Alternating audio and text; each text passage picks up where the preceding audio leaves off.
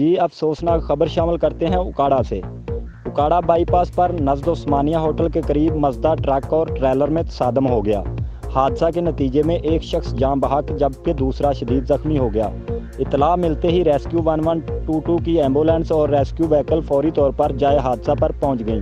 Rescue टीमों ने पेशावराना महारत का मुजाहरा करते हुए मजदा ट्रक में फंसे डेड बॉडी को निकालकर अस्पताल मुंतकिल कर दिया। रेस्क्यू टीम ने इब्तदाई तिब्बी इमदाद फ्राहम करते हुए जख्मी शख्स को भी DHQ साउथ अस्पताल मुंतकिल कर दिया। जान बहक होने वाले नौजवान की शिनाख्त मुस्तफ़ा मोहम्मद जाफर 25 साल के नाम से हुई, जो कि खानका डोगरा का रहायशी था। रिपोर्ट मोहम्मद सदीक जाट, नुमाइंदा खुसूसी हुजरा शाम कीम, मिशन न्यूज़।